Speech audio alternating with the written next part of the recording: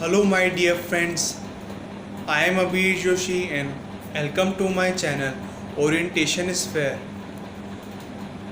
आज हम बात करेंगे कि साइकोलॉजी क्या है। साइकोलॉजी एक मनोविज्ञान है जो कि बताता है कि साइको जिंदगी है, जीवन है और लोगो उसका विस्तार है और उसके बारे में एक्सप्लेनेशन है। तो इसमें हम ये देखते हैं कि ये कॉन्सेप्ट हमारे मस्तिष्क के बारे में बताता है और हमारा दिमाग कैसे एटीट्यूड करता है, उसका बिहेवियर क्या है, इसके बारे में हम इस कॉन्सेप्ट में जानते हैं। ये साइकोलॉजी बहुत विशाल समुद्र की तरह फैला हुआ है। हम इसको डॉक्टरेट फील्ड में, स्पोर्ट्स की फील्ड में, स्टूडेंट्स के एग्ज़ाम्स की फील्ड में, इंजीनियरिंग के फील्ड में, इवन बिजनेस की फील्ड में भी हम देखते हैं।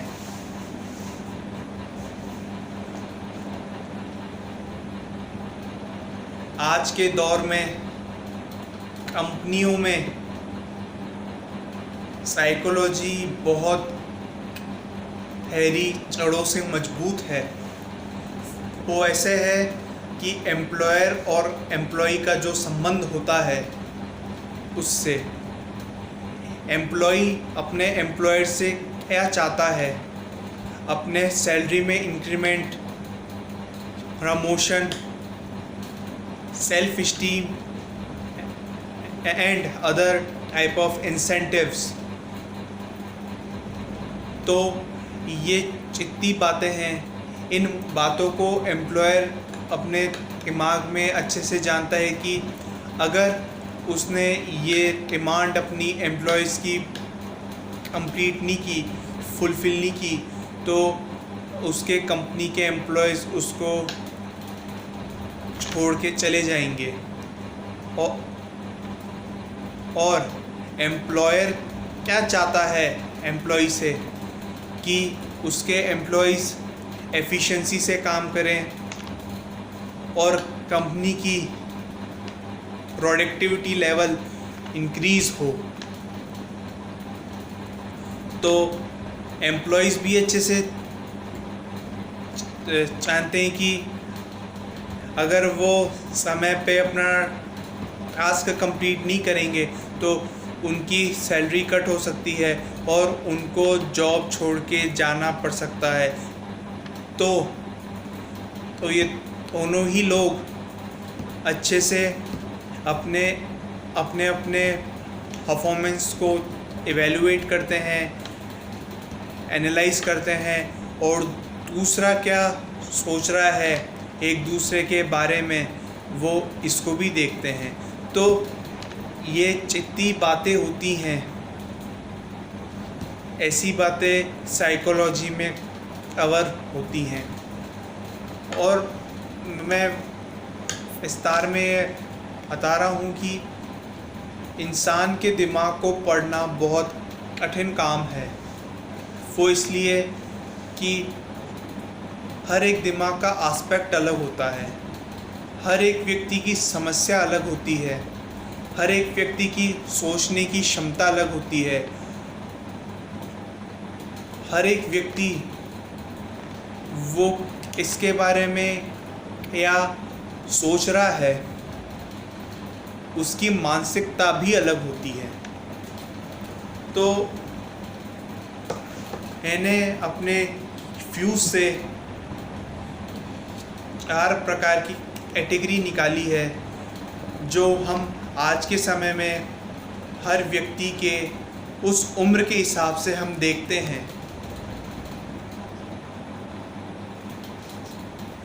सबसे पहले मनुष्य का बचपना, उसका चाइल्ड फेस। एक छोटा बच्चा जो कुछ भी कह देता है, जो भी उसके सामने वाला व्यक्ति उसको सिखाता है, वो बच्चा कुछ भी कह देता है।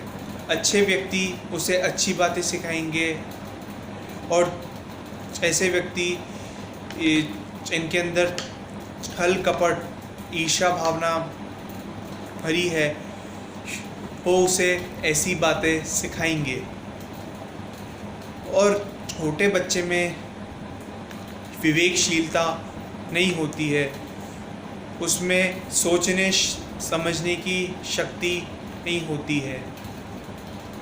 और अगले फेज़ पर आते हैं जो कि है अडल्ट फेज़। वयस्कता की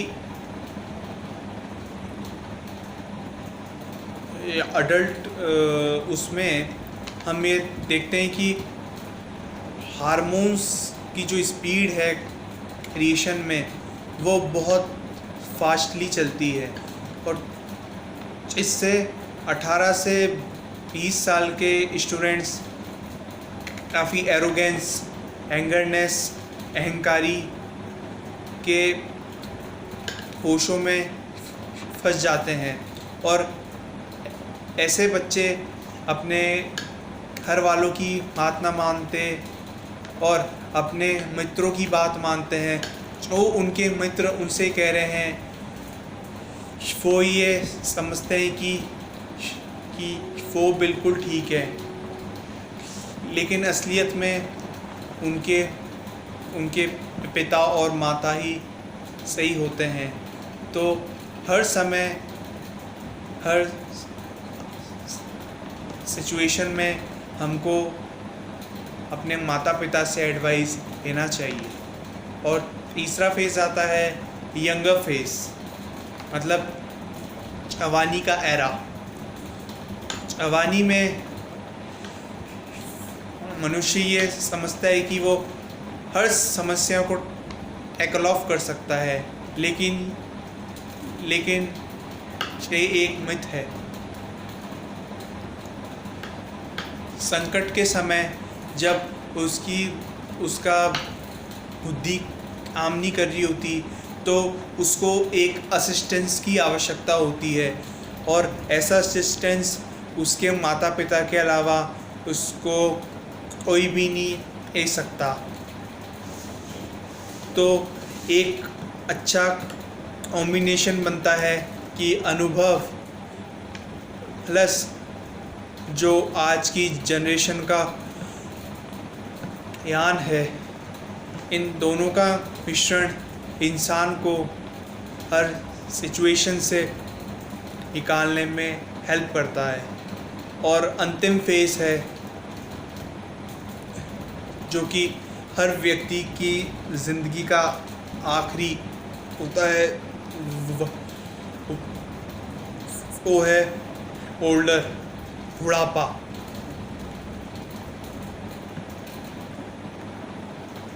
बुढ़ापे में अधिकांश व्यक्ति एक ही बात को बार बार रिपीट करते हैं, और हम लोग ये समझते हैं कि इन लोगों में सोचने की शक्ति ख़त्म हो चुकी है, लेकिन ऐसा बिल्कुल नहीं है। बिकॉज 60+ एज हो जाने के उपरांत हर व्यक्ति जवान व्यक्ति की तरह नहीं सोच सकता। उसके अंदर उस लेवल ऑफ थिंकिंग आ ही नहीं सकती।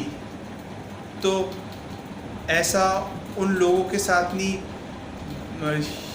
भविष्य में अपने साथ भी ऐसा हो सकता है। तो हमको इन पर मजाक बिल्कुल नहीं उड़ाना चाहिए और इनकी हमको हेल्प करना चाहिए। और आज के समय में बहुत सारी अप्रोच आ गई जो कि साइकोलॉजी को आसानी से प्रूव कर देती हैं। पहली अप्रोच है एग्ज़ाम अप्रोच। आज के समय में एग्ज़ाम में कंपटीशन बहुत टफ हो गया है। ओपी चेकिंग बहुत टफ हो गई है और 70 से 80% सवाल केस स्टडी और प्रैक्टिकल अप्रोच पर आने लग गए। तो एग्ज़ाम में सवाल कैसे आते हैं, स्टूडेंट इसको एनालाइज नहीं कर पाता। स्टूडेंट को सबसे पहले देखना चाहिए कि एग्ज़ामिनर क्या आस्क कर सकता है, उसको एग्ज़ामिनर की चाल के हिसाब से अपनी चाल चलनी चाहिए। तो इसको रखने के लिए ABC एनालाइज होना बहुत ज़रूरी है। एक कैटेगरी में 70% अंक कवरअप होते हैं और उसमें सवाल कम होते हैं, और दूसरी कैटेगरी E कैटेगरी उसमें 25% के लगभग ही अंक कवरअप होते हैं और 25% के लगभग ही सवाल आते हैं। और अंतिम कैटेगरी C कैटेगरी उसमें 10% अंक और 70% के अप्रॉक्सीमेटली सवाल होते हैं। तो एक स्टूडेंट को ऐसा कॉम्बिनेशन अप्लाई करना चाहिए कि एग्ज़ामिनर किताब में से कहीं भी क्वेश्चन एग्ज़ाम में आपसे आस्क कर ले, आप उसका उत्तर आसानी से दे सकें। और दूसरा फेज़ स्पोर्ट्स में, in the game of cricket हम ये देखते हैं कि अगर हम फाइटिंग कर रहे हैं और सामने वाला कौन सी गेंद फेंकेगा, एक गेंद के बाद कौन सी गेंद, एक गेंद पे यॉर्कर, एक गेंद पे फुल लेंथ, एक गेंद पे शॉर्ट बॉल, तो एक ओवर में कौन सी गेंद कितनी बार एक गेंदबाज फेंक सकता है, तो उसको भी इससे हम जान सकते हैं। और तीसरा आता है इमोशंस हमारी ज़िंदगी में बहुत बड़ा गेम प्ले करते हैं।